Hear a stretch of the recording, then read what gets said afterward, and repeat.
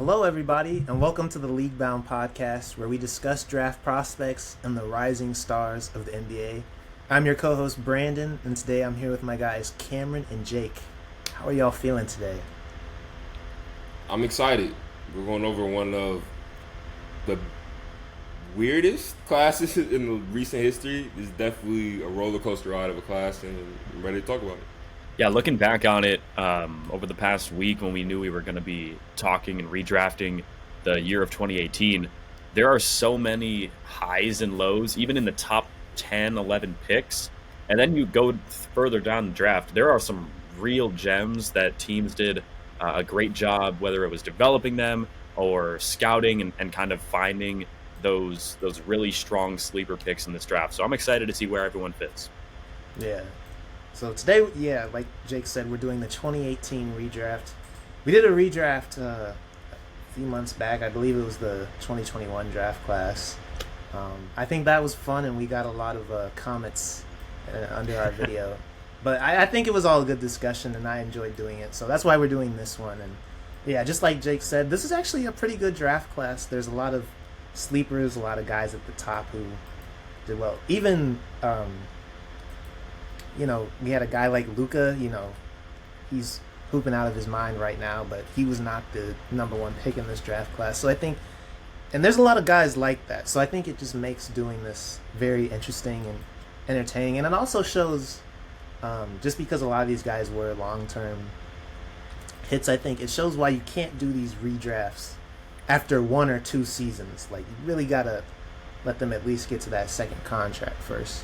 Yeah, I would like the position to go first. Yeah, okay, I messed this up. I'll trade I have that. a tiny bit of a soapbox to get on here at number one. And this is a player that I have to take a little bit of credit for.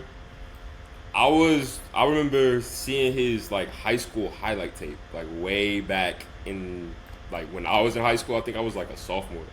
And me and one of my friends were Kentucky fans. I remember telling them I think this guy's going to start for us over Quade Green. This, I think eventually he's going to start, which was a little crazy because he was only a 4-star kid from Canada, and he was really skinny and just he played kind of awkward.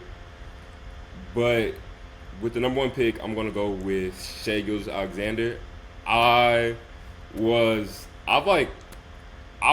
right on him. I didn't necessarily know he was going to be an MVP, but this has been my guy from the beginning of the class. So I was when he went 11 to the Hornets and ultimately the Clippers, I thought that was a little bit too late at the time. I didn't know if I was that confident to take him one, but looking back on it, I think he's the best player so far in this class. He's the only player with an MVP. He's made the All-NBA team. He's taken his team to the finals. I think he's the best overall player.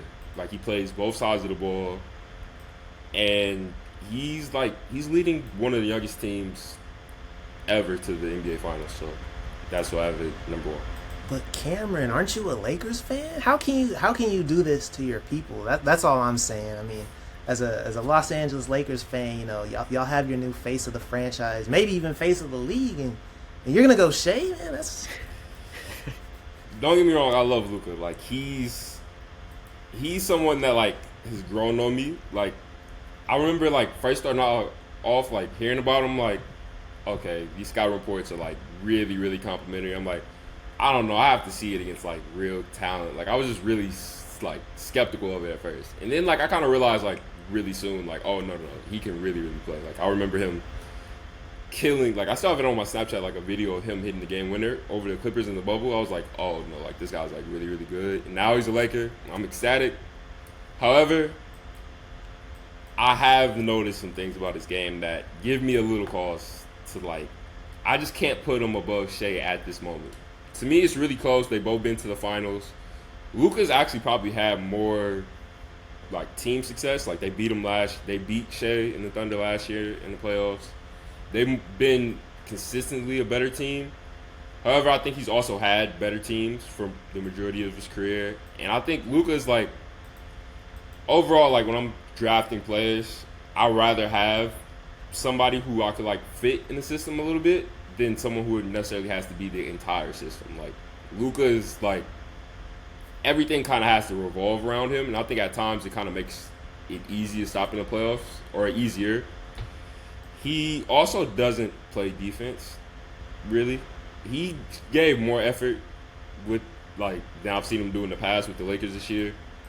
I would still like to see that come up a little bit, but he's definitely my number 2 guy, but I can't have them both, Shai, at this moment. Shai has just been my guy from the beginning, like from the first days of me looking at this class. So he's my guy, but there's something kind of interesting I want to talk to you guys about with both of these guys. So I'm assuming, Jake, you're going to go Luka with number 2, unless you're going to surprise me. Then I'll save this question. No. Number 2 pick in this redraft, it will be Luka Doncic. So, yeah, go ahead. So traditionally, when we look at, like, draft prospects, like, if you just look at guys who went at the top of this class, it was DeAndre Ayton and Marvin Bagley, who we may or may not get to in this redraft. But those are, like, really athletic guys. And, like, we see a common knock on guys is that they're not athletic enough to play in the NBA, or, like, they're not a plus-level athlete. Some of the things said about these 2 guys were that they weren't explosive, they struggled with ball pressure, they don't really have defensive upside, like, they're slow. Both of them had, like, slow in their scouting reports. How much does that really matter when you see guys at the top of this class are, like, 2 of the best players in the league, and they're just not really athletic like that? At least in the traditional sense of run and jump. I think athleticism should really only, in my opinion, I think it should really only be, like, a major knock if you're, like if you're just absurdly slow for your position, or if you're, like, a guard. And even then, I think sometimes there are guards who, like another guard I'm about to talk about soon, who can make it work even if they may not have necessarily the greatest burst or, vertical pop, or whatever you want to call it. I think there's a lot of times, this could also just be a stereotype too, but I feel like you see a lot of times with guys who are uber athletic, they also just can't really do a whole lot of the other things as well. And I think that kind of plays a part into why they don't have the success that maybe they should. That's just me.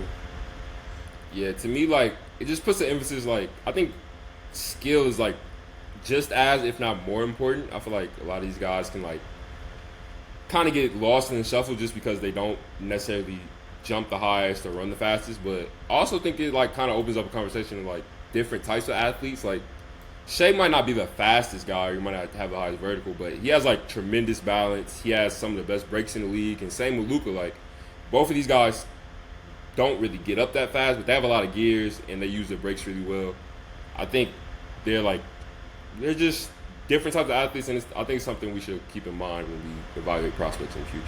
By the 3rd pick for the Dallas Mavericks, who actually traded up, I believe, from with Atlanta originally had the pick, and they traded. Because we had the Trey versus Luka wars for a while, but I think those are done now. Okay, I think here, I also kind of do have an interesting spot, because I'm choosing between either Trae Young or Jalen Brunson. And I'm trying my hardest not to let recency bias, take over. No Jaren Jackson here? I think I would take in consideration. I think I would take him at 5 here.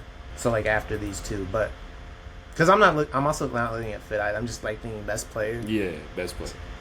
But here, I think it's tough, but I do think I'd go Trae Young. I know that might be a shock to some people, but Jalen, he's a great scoring guard. Don't get me wrong, but I feel like Trae can score. He can get downhill to his floater. He can shoot the 3. But I'm just thinking in terms of, like, building a team. And, like, both are obviously defensive liabilities. But I think Trae's also a much better playmaker. Like, he can set the table for guys around him. And I think even though it was 4 years ago, we've seen he can be a big-time playoff performer. So I think here, I'm going to go Trae Young. Well, I would like to let you know that if you weren't already as a Philadelphia fan, you are now officially banned from the New York area. Like, I don't think you can show your face there. It's not going to go really well. But it's interesting because I kind of agree with you on a lot of, like, to me, Brunson is really, really good. But I think some of the flaws in how he plays, or at least how the Knicks make him play, like, kind of showed up against the Pacers. Like, somebody who's that ball dominant and also isn't like he's a good passer, but he's just not the same level of passer Trae Young is. I think it's just hard, especially for like smaller guards. Like I think it would be hard in general for a small guard to be the best player on like the championship team, but especially one that has to have the ball all the time and shoots that much. I just think it's tough to just build a team around. I think it's a little bit easier to build a team around Trae. What do you think, Jake, between those two? I could see why you would say it's easier to build a team around him, just because with Trae Young, from what we've seen, you know you're going to get at least 20 points, probably 10 assists a night on average. So he's making everyone better. But at the same time, the Knicks were really not doing that much. They were barely making the playoffs before Brunson got there. And pretty much ever since he has arrived in New York, they have been at least second round or further. So saying that it's easier to build a team around Trae Young, a team in the Atlanta Hawks that has not had as much success as New York over the past few years, I think might be a little bit crazy. But again, when we were deciding between SGA and Luka Doncic, it's very much like right there between them. So the top of this draft in a redraft is very tough, and I think we're kind of splitting hairs. If Brandon thinks it's one way and he's got the pick, I can't knock it. And then I think we should quickly mention it just because this kind of like dominated the conversation around this draft for a long time. I think we all kind of have the same answer on who won the trade, but between like how big of the gap now that we've kind of seen the end of Luka in Dallas and we've seen a good amount of Trae Young in Atlanta, how one-sided was that trade exactly? I think, if you ask me, I don't think it, like, in the moment, I don't think it was really that bad of a trade, because at the time, I don't think anybody thought, like, Luka was considered to be probably one of the best European prospects we'd seen in a while, but I don't think anybody thought he was going to be, like, what he, like, so good on the ball, or so good offensively that it just kind of outweighed everything else. I do think, to be honest, I think a lot of why Atlanta's having the issues that they're having is not necessarily because of Trae Young per se. I think it really is just they're struggling. Like, I do think it's kind of decision making in the front office, I'm not gonna lie, just in terms of putting the right players around him. Because I do think he can, like, we saw for that one off season what he could be. And, like, I remember people, because he made a conference finals before, I believe, Luka even did. And people were already ready to, like, be like, oh, I think Atlanta won this trade. But, so I don't think it was, and even now, I think, obviously, Dallas won that trade because Luka's just Luka. But I wouldn't say it was a completely lopsided trade, because at the end of the day, Trae Young is arguably still he's an all-star. And I think he could be a superstar still. Yeah, to me, I think, like, if you just go player for player, I think Luka's kind of clearly better. But I think, like, with the Mavericks, for some reason, pulling off one of the worst trades in the history of sports, I think they kind of, like, left the door open. So, like, I think if we look at this in 7 years and Trae Young, let's say he retires a Hawk, there might be a case to be made that Trae Young gave way more production to his team than what Luka ended up giving to the Mavs. So I think just another one of the many consequences from the mind of Nico Harrison that this trade might have to be relitigated again in the future. If the Mavs win a championship after trading Luka, do you guys think that helps or hurts the case of the Mavs winning that trade? Because technically, Luka still helped them win that championship if the addition of Anthony Davis and the rest of these pieces are able to get a championship, because they wouldn't have AD without trading Luka Doncic. So I feel like you could honestly kind of look at it both ways. I feel like it also depends, like, how quickly they win the championship, because say, like, somehow if it happens next year, then it'd be like, yeah, they use that pick to turn into a championship. But if it happens, because I'm assuming they're going to draft Cooper Flag, but, like, if it happens 4 or 5 years in and they have to make other acquisitions to make it happen, then I don't think it, I think at that point it's still kind of like null and void. All right, with the 4th pick, we have who's on the clock? Memphis.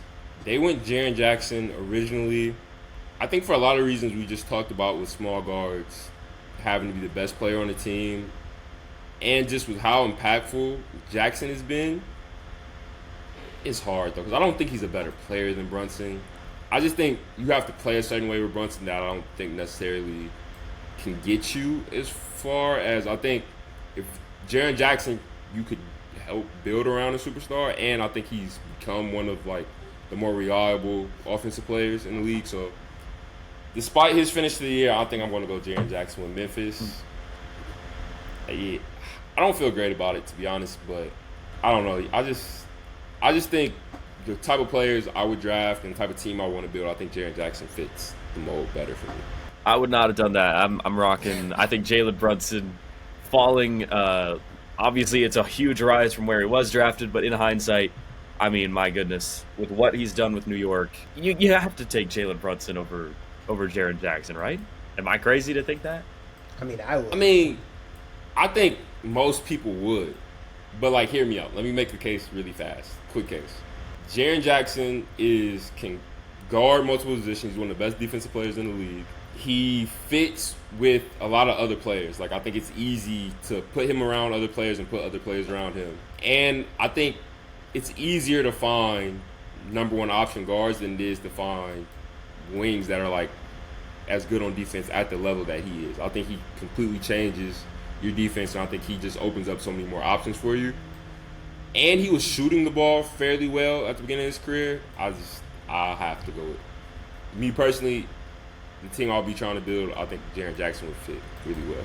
I mean, that's fair, because I'll give you the benefit of the doubt, because, I mean, at the end of the day, like, I'm just thinking about Jalen Brunson, and I'm sure it'd be an issue with Trae Young, too, if he were in that position.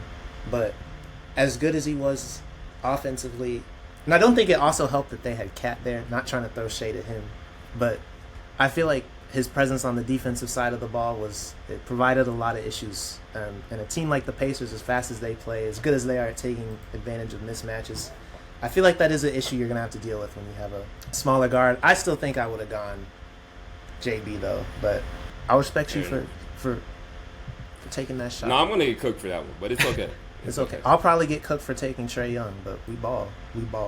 Okay, who's next? Jake? Are you up? Yeah. You really cannot go to New York.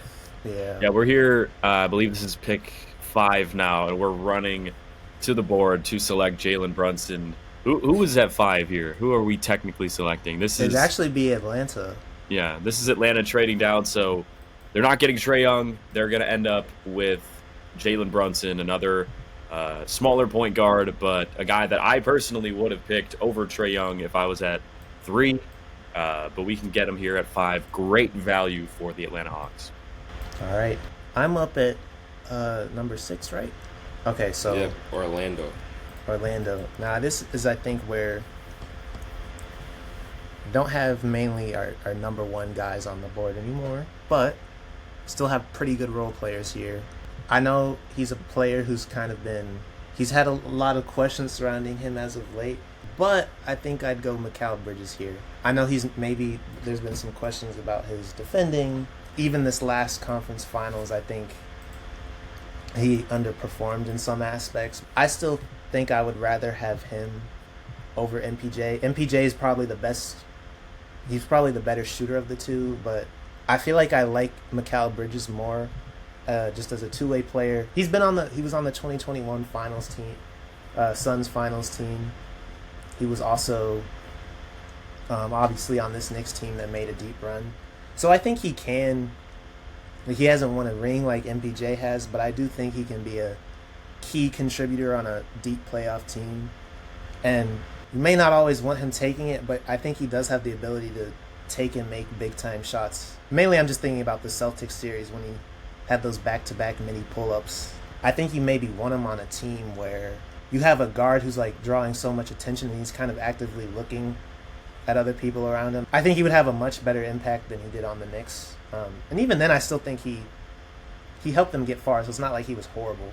Yeah, I think Bridges is like shown like some real juices. Like when he was with the Nets, like they weren't good, but he averaged like 20 points a game. Like he was really good for them.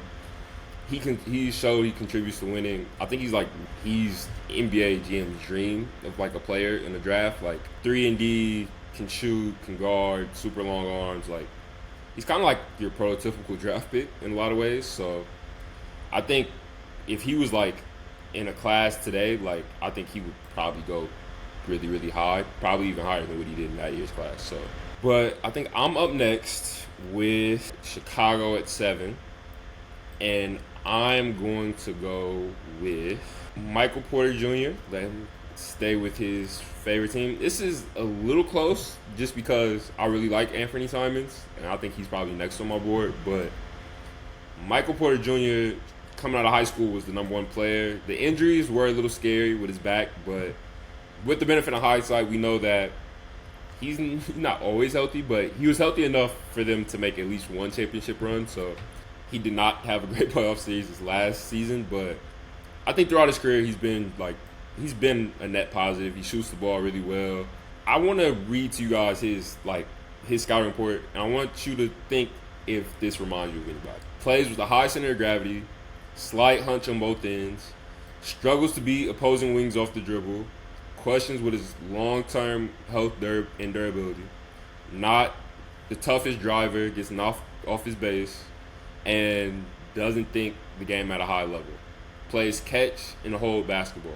To me, I feel like I was literally reading Ace Bailey's scouting report when I read that. So yeah, I was gonna say like outside of the long-term health, like as soon as you said like high center of gravity, I felt like I was reading, because I feel like they talk about that all the time when he's dribbling or trying to create for himself. And then obviously like him not being able to get downhill, they worded it a little bit differently, but I feel like that's the same overview of what he gets in his report.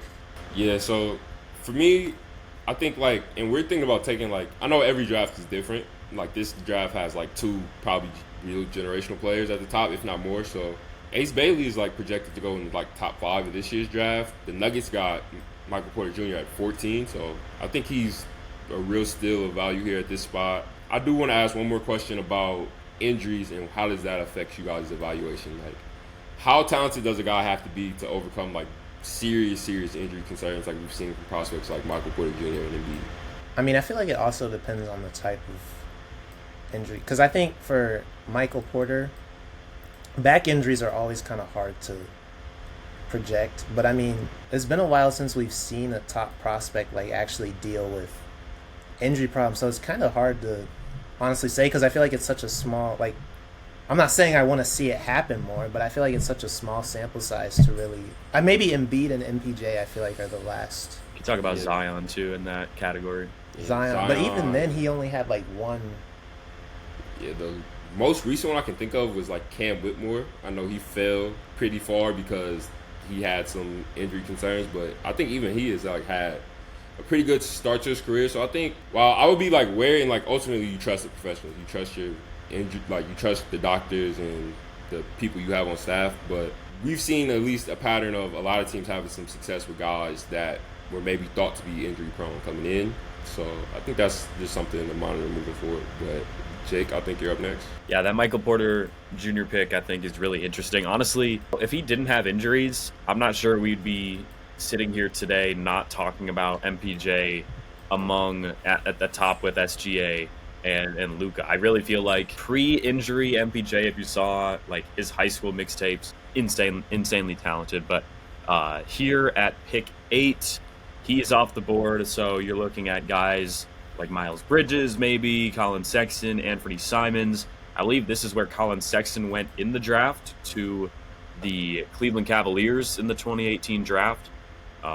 So I'm assuming if you want to go guard again here, you're probably looking at a guy like Anthony Simons, who really ever since he's come into the league has been just an absolute sniper from downtown. I believe the last couple of years he's been around the top 5 in three-pointers made in the entire league. And even though that hasn't translated to a lot of wins with Portland, you can't take away from just the individual offensive talent from Anthony Simons. And I think he deserves the pick right here. Yeah, I'm a really big Simons guy. To me, he's like Dame Lillard light in a sense. Like, to me, they play like a very similar style. He's just not as – he hasn't put as much production as Dame. to this point in his career, which makes sense because he came up under him. But he was like one of the last players to come out of high school. Like he did a post-grad year at IMG. Would you have been comfortable taking him, given the fact that he just like his scouting report said that he played a very low level of basketball and didn't dominate, and that's why he went so late. How much do you guys need to see from somebody to be comfortable if you think they have like a really high skill level, but maybe not the resume? I mean, I feel like just going back to the Thompson twins, because I know I was kind of skeptical, but they were playing in the overtime league, and that was, I think, one of their like maybe second year doing it. But I feel like if you're gonna come back for another year, I definitely want to see you be one of the top players in that, on your team, you know, in that league, whatever you're playing in. Just because, especially for Anthony Simon, I probably would have taken him low too, especially if you said, I don't fully remember like what he looked like in that draft cycle, but it seemed harsh to read it back from like what I remember. Like I think he was like pretty good, but the guy who wrote his report for ESPN did not.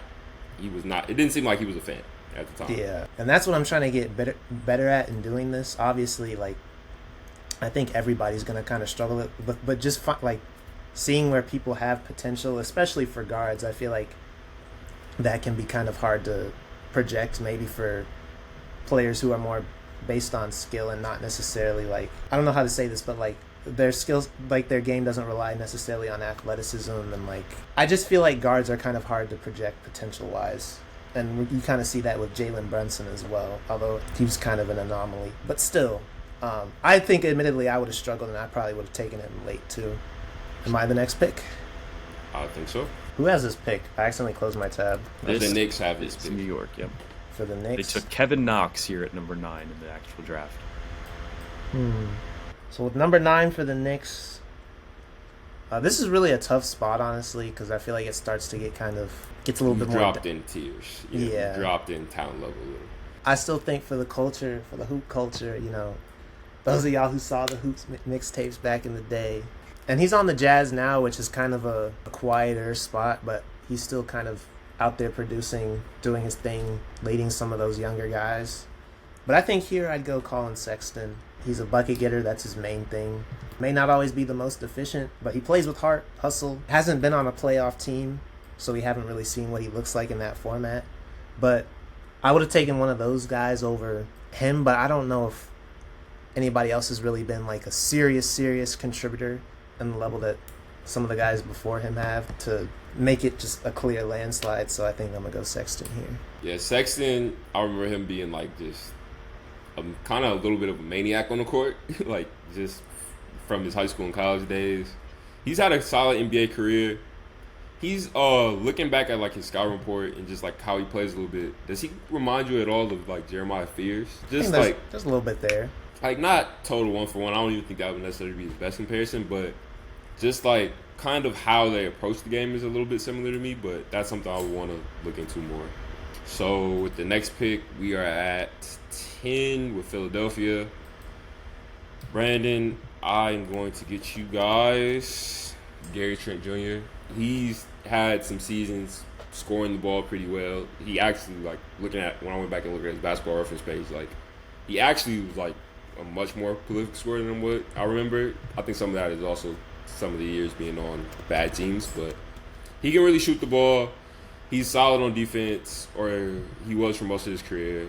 He's someone who, like, I think is, like, kind of always on, like, confusing contracts to me. Like, he always kind of just seems to, like, not make as much as I think he would be making. I think he fits what Philly likes to do a lot around Embiid, somebody who can shoot, play defense. So I think that's where I'm going to go. Next up is Jacob. Yes, sir. There's a couple guys that I've been considering at this range.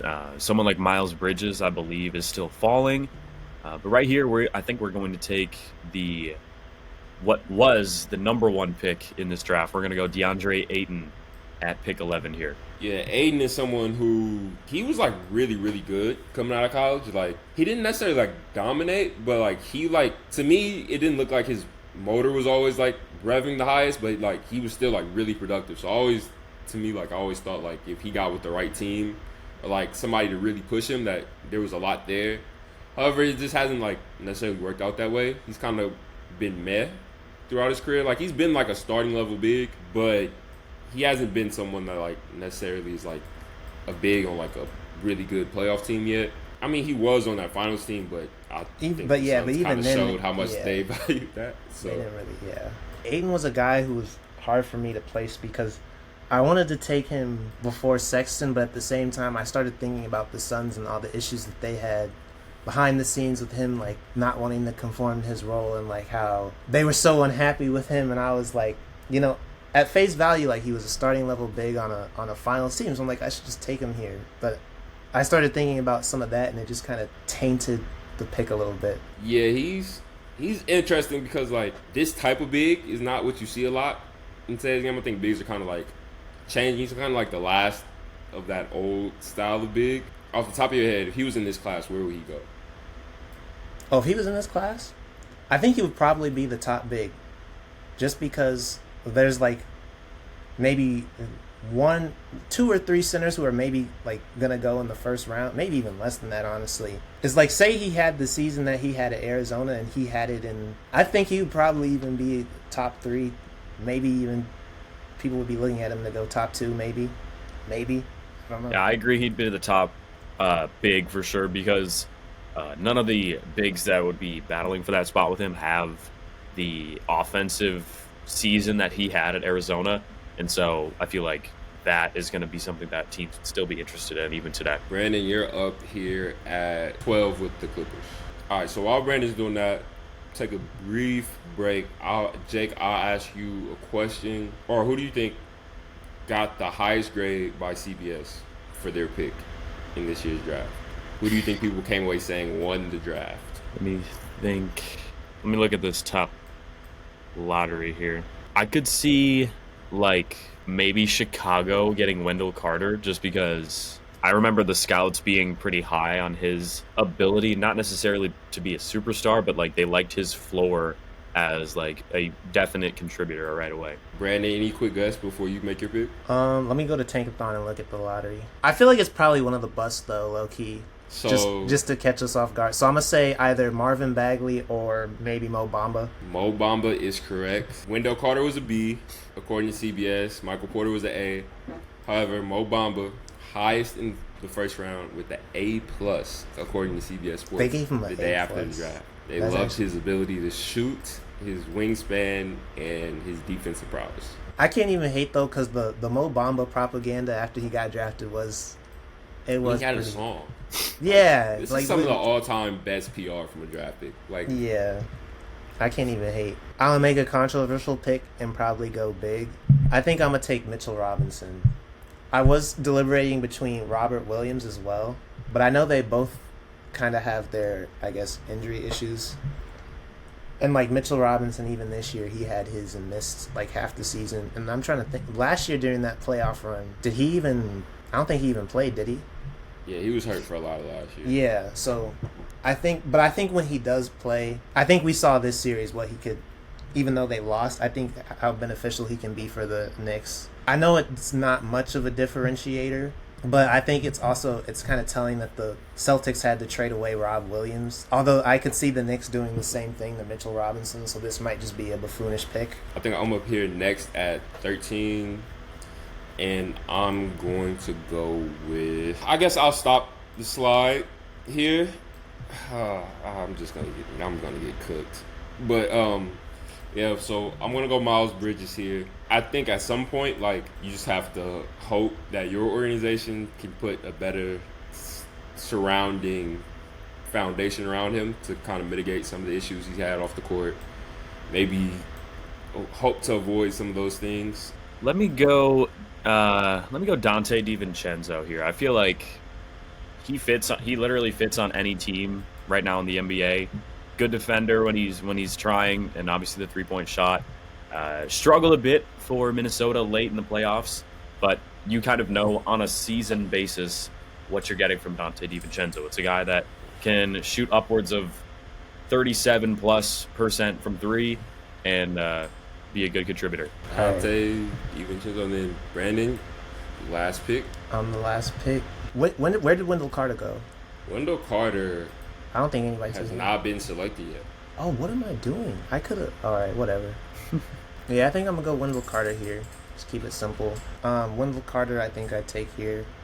close out the draft. I mean, I know he has his issues, and I know he struggled a little bit with the Bulls, but I think here in Orlando, like, he's found more of his footing. They haven't made a deep playoff run, and we'll yet to see if he's the big that they do it with, but I think he's a unique center for what he does, so I think he's a okay pick here at 15 to close out the lottery. So that was our redraft of the 2018 lottery. I'll run through really quickly some of the names that we did not select. Robert Williams, Bruce Brown, Grayson Allen, Kevin Huerter, Wendell Carter Jr. We selected Wendell Carter Jr., Jared Vanderbilt, Mo Wagner, Javon Carter, DeAnthony Milton, Lonnie Walker, Josh Okogie, Mo Bamba, Marvin Bagley, the number 2 pick, Marvin Bagley, at that. Showing a little bit of promise though. He had a okay playoffs this year.